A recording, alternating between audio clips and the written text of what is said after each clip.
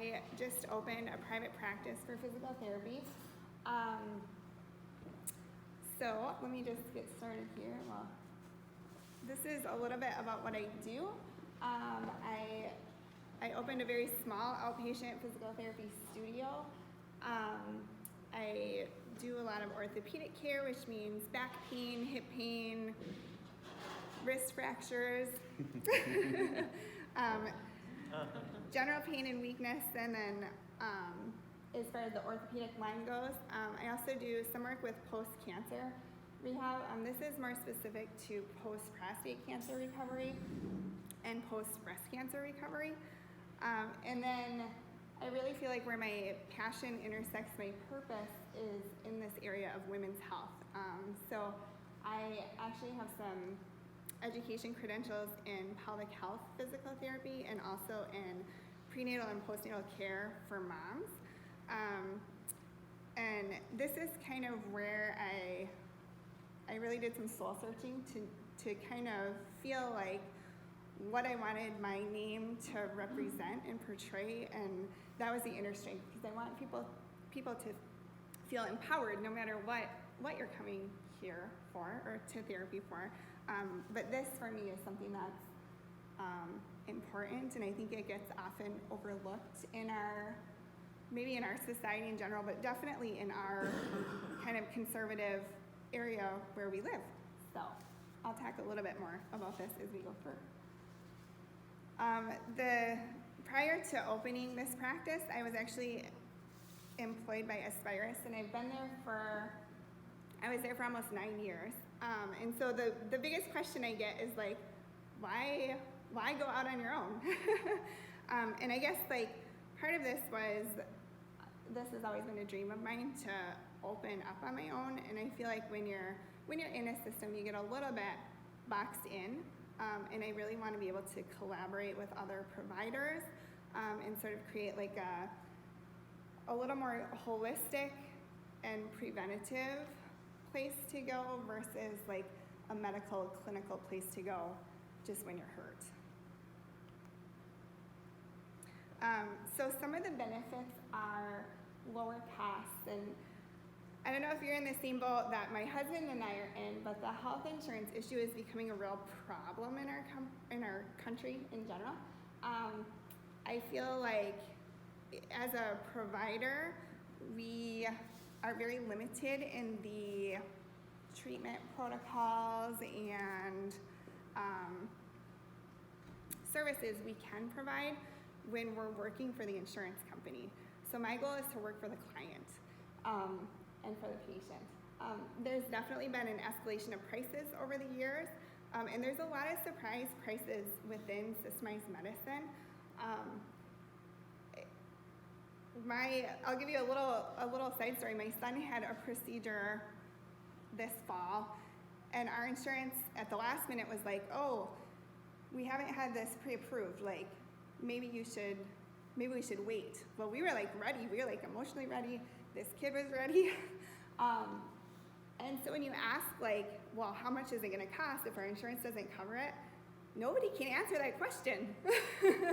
And I don't feel like that's very fair. So one thing that I want to provide is like the no surprise aspect. You know what you're going to pay when you walk in the door, when you get therapy at the clinic. I also feel like deductibles have really escalated over the years. Everybody's paying that out-of-pocket expense. And when you're in the systemized medicine, all of those prices are actually escalated because insurance companies only pay their negotiated price or their negotiated percentage. And now we're fortunate to have like HSA accounts or separate medical accounts, which gives the consumer that power to kind of pick and choose where they want to spend their money and how they want to spend their money.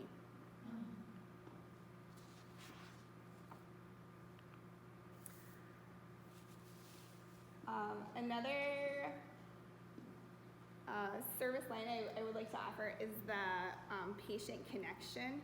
I believe that building relationships is really the key to any business. And so my goal was to create a relaxed atmosphere, like a very welcoming space that, again, was a little bit less clinical and a little bit, I don't know. I still don't know the right word for this. I've been struggling with it because it's less clinical but more welcoming, maybe. So if you have ideas for that, that would be helpful. And then there's an added benefit too of the wait time to get in to see me is a little bit less. Like traditionally, if you needed physical therapy, you'd have to call your doctor, and that would take maybe a week or two to get into them. And then by the time you get into them, they're like, oh, you need physical therapy. That'll be $400 for them to tell you that you need therapy. And then you're either waiting on a phone call or trying to get a hold of somebody to make an appointment, which can be another 1 to 2 weeks out. Well, we know the body heals within 4 to 6 weeks, generally. So now you're a month out and probably feeling pretty good after whatever the injury was. And so it might even prevent you from coming to skilled therapy. So this is actually a stage picture. This is not a real client of mine. She's an unpaid actor. But I have, this is where I'm located. I'm in the Razorback Center, which is a great spot to be. I can really collaborate with the local chiropractors and massage therapists. I have a very, very good friend who owns a gym up there. So you kind of get a little more direction as to like, once you're done with therapy, like what are some good ways to maintain how good you feel, and some ideas for like staying healthy and staying off the injured list. So here's some pictures of the space.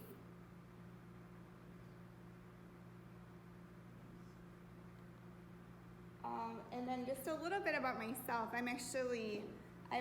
wasn't born in the UP, but I was raised in the UP. And then I left as soon as I could to get out of the UP. And I went to college down at Grand Valley State. I did my undergrad there, and then I did graduate school as well down there. About 2 years ago, I went back to get my doctorate of physical therapy, which I did through the College of St. Scholastica through an online program. And then I'm also board certified in women's health through the American Board of Physical Therapy Specialists. And then I have some continuing education in some other areas, as I spoke about earlier. And our family, we love raising our kids here. I'm glad we came back. It was good to take a break from the UP, but I'm very grateful that we can be here and be part of this community and raise our kids here. So here's a picture of my crew. My husband would love that. Any questions? What was your biggest fear going out on your own? That nobody would come to see me. Yeah, that was a real fear. But so far, we have such an awesome community, and I've gotten a lot of support, and I've been able to connect in a different way with like the chiropractors and the massage therapists and even our providers within the systems. And I think it's just a little bit, I don't know, it's a special place to be, to feel that support. So, yes. I don't think you're doing us.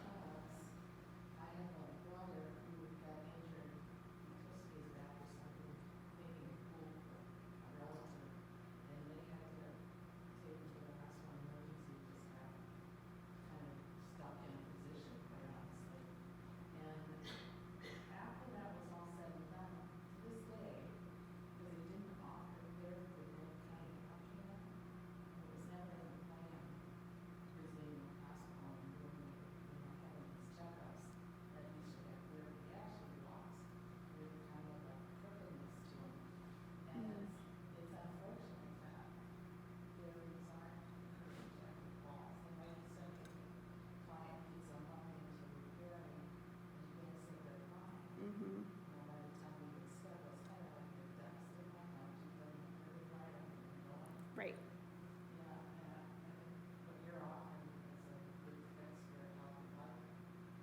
Thank you. Yeah. Yes. And I just have a quick question for you. I'm curious about the cost. Yes. Are you expecting pushback from other therapists in the area? Do you have organizations that push back on you for the way how you're pricing? I think it's great. So that's one thing I didn't really talk about in the presentation, but basically the way that I'm running Inner Strength is it's mostly a cash per service basis, and then I would provide the consumer with a medical receipt. If they want to pursue getting reimbursed, they can send it in. So it's very similar to what the chiropractors are doing in the area. I haven't gotten a lot of pushback as far as I know from the other industries in the area, but I think I'm the first one to really do that too. There's a lot of therapists around the country that are doing that, but there's nobody here that I'm aware of that really operates solely like that. I am credentialed with Medicare. That's a kind of a special situation. And the reason being is if you are a Medicare recipient, you can't actually go to get skilled therapy without somebody turning that paperwork in. So the easier route was to work with them and contract with them, which I'm still trying to figure that process out because it's a little bit of a beast. But it's like that's kind of where I'm going with that. But yeah, as far as like my clients, I feel like people are starting to recognize that it's really a better deal to do it this way because the hourly price is so much more inexpensive. I'm glad you're there. Thank you. Glad to see you. Thank you. Keith? Thanks. Yeah, and this is Roy Cole here, what you're doing with this. I'm curious, one of my daughters is an orthopedic surgeon, and I know she's kind of tied into, her system, Mhm. in terms of doing referrals. And so I guess my concern is, is the orthopedic community up here inclined to push any referrals outside of their respective systems of Portage Health or Spirals? I think the providers up here are very open to they're of course going to refer, like if they're leading the conversation, they're going to refer within their system, and they have to. I mean, they have to work the system too. But I think like when I have a client that I send to them for a referral, or if somebody just goes in and says, oh, I want to go see Ann Cook, they're very receptive. It's the client's choice where they go, so they're very receptive to that. Another interesting thing that's happened in legislation over the last couple of years is you can actually go to see a physical therapist through direct access, so you don't need that initial referral, which is very helpful too, because if I can get to the consumer first, I just send a letter that says your patient came, if their insurance requires it, or if they want reimbursement or something like that, I can send the letter out to their physician and just say, your patient came to me, please sign the plan of care, and that covers it. So Can I just say that I learned today that you don't have to have a referral from a physician, so I think Mhm. as far as marketing for you, that's a great opportunity, because if you can get the word out, you don't need a doctor to come see me. Yep. Or not that you're not a doctor, but you don't have to have Right. another doctor to Mhm. refer you. I think that's a great marketing strategy to target that. Yep, and I think did you all know that? Maybe people don't always know that, and so in the system they still require that because of insurance reimbursements. It's just easier to blanket that, but Michigan law says it's not a requirement anymore. Medicare does need a referral within 30 days, but I just send it from my end. So, yes. Will you need at this point any office staff like PTAs, billing, like secretaries, like any of those kind of positions for us? So, my husband is my business partner, and our forecast was to kind of be a one-man show for quite a while. My numbers are growing in a way that I'm like, whoa, I don't know how long to maintain it versus like, So yes, I would like to grow. That would be great. PTA or admin help? Probably admin help first, and then maybe another clinician after that. And with your billing, if you're doing it all cash, then you're not doing any billing, like you're not contracting with like Blue Cross or any Correct. or anything like that, so, okay. Yep.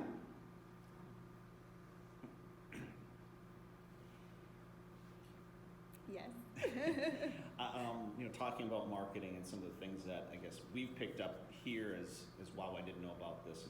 And, do you have any marketing efforts or plans? But Adam, he's pushing a lot on social media and things like this. Do you have any plans to do more of that? Are you doing that? What are you doing? What are your channels looking like? It sounds like it's a lot of referral basis. You're looking in a similar notion, trying to build those relationships up, and then through word of mouth, raise awareness. And I'm answering the question for myself, but no, go ahead and any comments on that?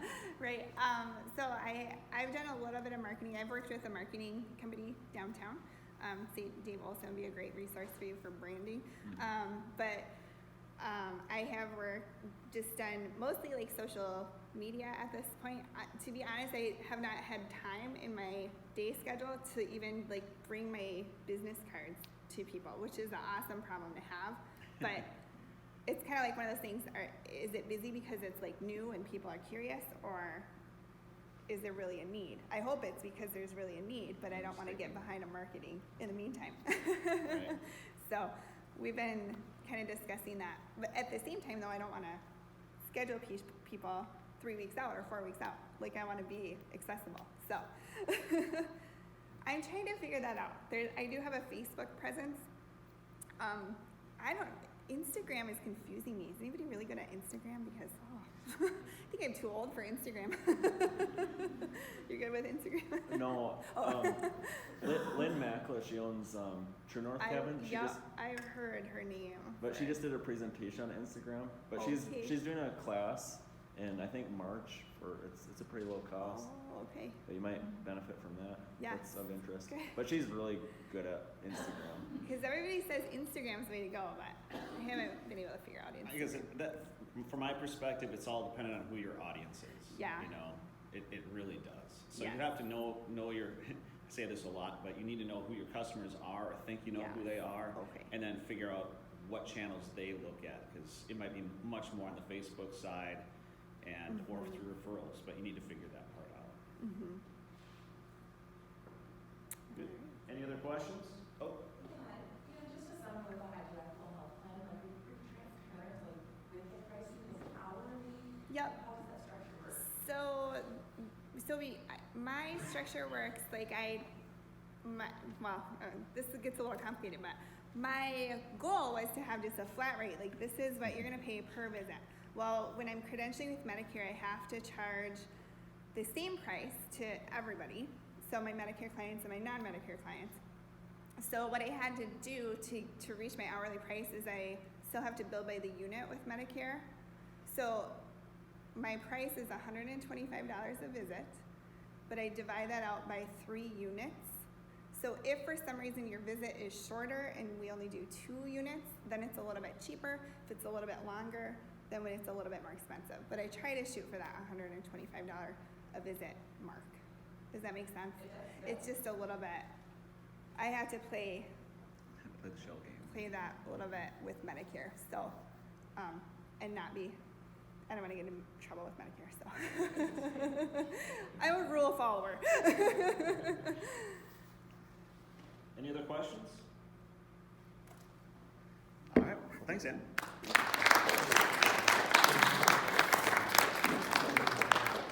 Well, that's what we have.